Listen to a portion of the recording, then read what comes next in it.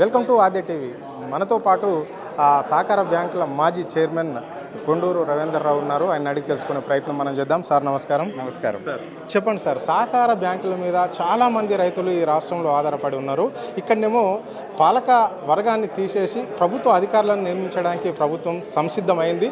Already December నెల నుంచే ప్రభుత్వ అధికారులు కొనసాగుతున్నారు. దీని మీద మీ స్పందన ఏంటి? దీన్ని ఎట్లా చూస్తారు మీరు? నేను ఇంతకుముందు చెప్పినట్టు ఇప్పుడు ఉదాహరణకు జిల్లా బ్యాంకుల కలెక్టర్ను పాలనాధికారిగా పెట్టారు. కలెక్టర్కి ఇప్పుడే అనేక రకాల బాధ్యతలు ఉన్నాయి.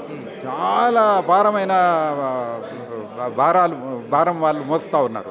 ఇంకా ఇదొకటి, దీని మీద వాళ్ళకి పెద్దగా గురి లేదు. ఇంకోటి దీని గురించి వాళ్ళకి ఆలోచన కూడా లేదు కాబట్టి ఇప్పుడు ఉదాహరణకు మా కరీంనగరే ఉన్నది.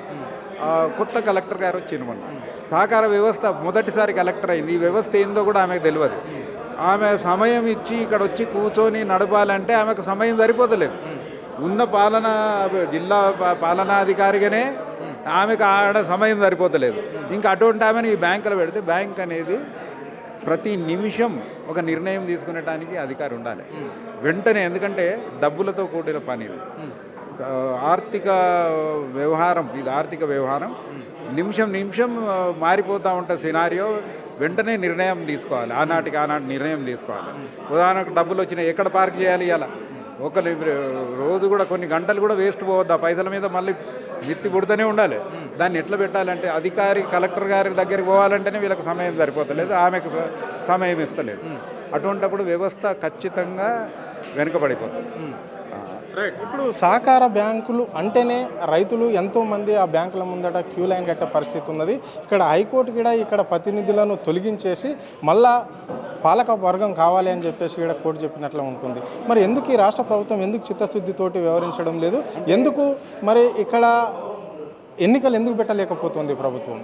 నిన్నటి తీర్పు తర్వాత మరి వాళ్ళకు ఇది తీర్పు అందిన తర్వాత రిజిస్ట్రార్ ఆఫ్ కోఆపరేటివ్ సొసైటీస్ కానీ, సెక్రటరీ కానీ, మంత్రి గారు కానీ ఏం నిర్ణయం తీసుకుంటారో ఖచ్చితంగా నిర్ణయం తీసుకుంటారు. నాకైతే ఫుల్ నమ్మకం ఉన్నది. వెంటనే ఎలక్షన్ పెట్టాలి అనేది మంత్రి గారికి మనసులో కూడా ఆలోచన ఉన్నదనేది కూడా మనకు తెలుస్తూ ఉన్నది. ఎన్నికలు పెట్టినట్టయితే బాగుంటుంది అనేది నేను చెప్తా ఉన్నా. ఇప్పుడే నేను చెప్పిన బ్యాంకుల పరిస్థితి కూడా అంతంత మాత్రమే, అంత బాగులేదు.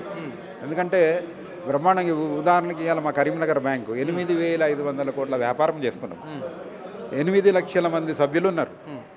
ఆ రోజువారీ వ్యవహారం అంటే ఇన్ని ఫైళ్ళు వస్తాయి. అవన్నీ చూసి సంతకాలు పెట్టకుంటే లోన్లు ఆగిపోతాయి.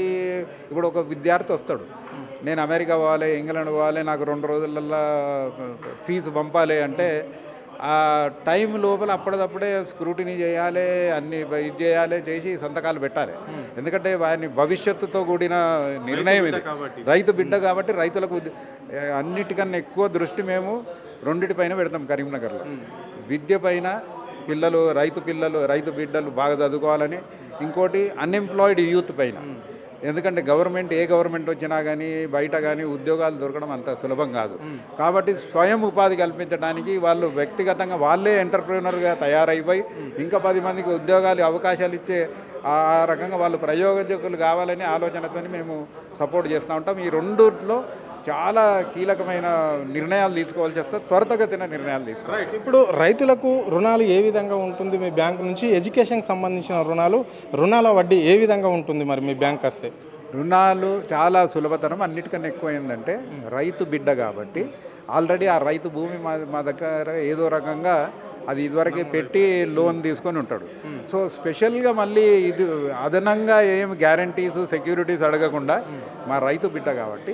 ఎందుకంటే మనం చూస్తూ ఉన్నాం గ్రామీణ అనేక మంది ఆనిముత్యాలు వాళ్ళు, కానీ అవకాశం లేక తల్లిదండ్రులు వాళ్ళను చదివించలేక మళ్ళీ తిరిగి వాళ్ళ తల్లిదండ్రులు చేసే వ్యాపకంలోకి వస్తాము. ఇది గ్రహించి మేము గత 10-12 సంవత్సరాల నుంచి కరీంనగర్లో ప్రతి సంవత్సరం దాదాపు 500 మంది పిల్లలకి హయ్యర్ స్టడీస్కి సపోర్ట్ చేస్తూ ఉన్నాం. బ్రహ్మాండమైన రిజల్ట్స్ వస్తూ ఉన్నాయి. అందరూ కూడా బాగుపడతా ఉన్నారు. మాకు అంతకన్నా ఇక సంతోషం ఏది కాదు. రైట్ సార్, దాదాపుగా మీరు 20 నుంచి 25 సంవత్సరాలు కూడా దీనికి ఈ సహకార బ్యాంకుల చైర్మన్గా విధులు కొనసాగించారు, ఇప్పుడు మాజీగా. సో మరి ప్రభుత్వం నుండి ఎలాంటి సాయం అందుతుంటుంది ఈ బ్యాంకులకు? ఎంత వాటు ఉంటుంది ప్రభుత్వంది? ప్రభుత్వంది వాటా ఏముండదు. అంటే నేను చెప్పిన కదా ఇంతకుముందు రాజశేఖర రెడ్డి గారు ఇచ్చారు మూలధనం, ఆనాడు తాళం పడే సమయంలో ఇచ్చారు. అదే ఉన్నది. ఇక మళ్ళీ కొత్తగా ఏ ప్రభుత్వం ఏమి ఇవ్వలేదు. అంతకు పూర్వం కూడా చంద్రబాబు టైంలో కూడా ఏమి ఇవ్వలేదు. ఆ వాటాధనం ఉన్నది.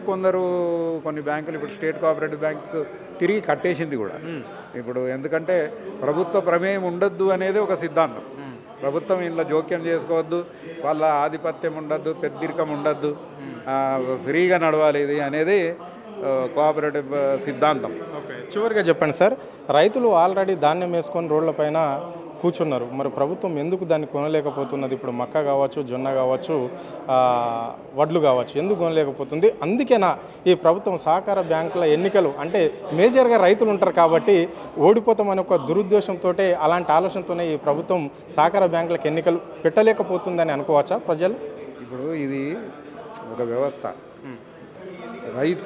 రైతు చేసే వ్యాపకము దీనికి చాలా పెద్ద ప్రణాళిక ఉండాలి. అంటే ఇవాళ పంట వేస్తున్నాడంటే 4 నెలలకు పంట వస్తే ఏమి చేయాలి అనేది ఇవాళకెళ్ళే ప్లానింగ్ ఉండాలి గవర్నమెంట్కు. అటువంటి ప్లానింగ్ ఎక్కడ ఉన్నట్టు కనబడతలేదు. ఇప్పుడు ఉదాహరణకు నేను 10 సంవత్సరాలు కేసీఆర్ గారి ప్రభుత్వంలో జిల్లా బ్యాంక్ అధ్యక్షునిగా, సింగిల్ విండో అధ్యక్షుని, వరి పంట నాటేయంగానే కోతకు వచ్చే 4 నెలల ముందు ఏమి చేయాలి, ఏమి కావాలి అనే మీటింగ్లు నడిచేటి. Series of meetings. గన్ని బ్యాగులు ఉన్నాయా, ఎన్ని కొనాలి, ఎక్కడి నుండి కొనుక్కోవాలి, ఎక్కడి నుండి చేయాలి, రైస్ మిల్లర్లతో మీటింగ్ పెట్టి మరి ఏ రేటుకు ఇది కావాలి, ప్లస్ ట్రాన్స్పోర్ట్ ఎంత ఉండాలి, ఇవన్నీ జరిగి సమయానికి పంట దిగుబడి వచ్చే సమయానికి ఇవన్నీ రెడీ అయ్యి సిద్ధంగా ఉంటే ఎక్కడ కూడా మనకి ఇబ్బంది కనబడలేదు. అటువంటి ప్రణాళిక ఇక్కడ లోపించింది అనేది నాకు స్పష్టంగా కనబడతా ఉంది. అటువంటి ప్రణాళిక ఉన్నట్టయితే కనబడతలేదు, ఉంటే ఈ రకంగా ఉండదు అనేది నా భావన. చివరిగా చెప్పండి, ఇక్కడ నామినేట్ పోస్టులనే ప్రభుత్వం నియమిస్తే మరి పరిస్థితి ఏ విధంగా ఉండబోతుంది? ఎలక్షన్ లేకుండా పోయింది అనుకో, ఏ విధంగా ఉంటుంది? మీ కార్యాచరణ ఎట్లా ఉండబోతుంది? ఇప్పుడు నామినేటెడ్ అనేది ఫస్ట్ ఆఫ్ ఆల్ కరెక్ట్ కాదు. అంటే మా బైలాస్లోనే ఉంటుంది, ప్రతి 5 ఏళ్ళకు ఒకసారి పాలకవర్గాన్ని ఎన్నుకోవాలి, ఖచ్చితంగా ఎన్నుకోవాలి అనేదే బైలాస్లో ఉండుంటుంది. నామినేట్ అనేది చేసుడు ఇదివరకైతే మన దగ్గర చేయలేదు, ఇప్పుడు చేయలేదు. ఏదో ఆంధ్రాలో చేసినారు కాబట్టి ఇక్కడ కొందరు మనోడిని పెట్టుకోవాలనే ఆలోచనలు ఉన్నారు అన్నట్టు తెలుస్తున్నది. అది సరికాదు. ఎందుకంటే అందరూ మనోళ్ళే, రైతులు వాళ్ళు సభ్యులు. ఇప్పుడు మేమందరం పైసలు కట్టి షేర్ హోల్డింగ్ ఉన్నోళ్ళం, సభ్యులం మేము. సంఘం మాది. ప్రభుత్వానికి ఏం అధికారం ఉన్నది దీని మీద? ఎన్నికలు నిర్వహించి అందుకెళ్ళి మీ ఓడు ఎన్నిక అయితే కానీ చేసుకోవాలి అనేది మా అభిప్రాయం. ఇది పరిస్థితి. అంటే రేవంత్ రెడ్డి సర్కార్ మాత్రం రైతులకు అన్యాయం చేస్తుందని ఒక మాటలా చెప్పడం జరిగింది. సో ఇక్కడ సహకార బ్యాంకుల ఎన్నికలు తప్పకుండా పెట్టాల్సిందే, కానీ నామినేట్ పోస్టులను ఒప్పుకునే ప్రసక్తి లేదు అని చెప్పేసి ఇక్కడ వారు స్పష్టంగా చెప్పడం జరిగింది. కెమెరా పర్సన్ కళ్యాణ్ తో అరుణ్, ఆద్య టీవీ, హైదరాబాద్.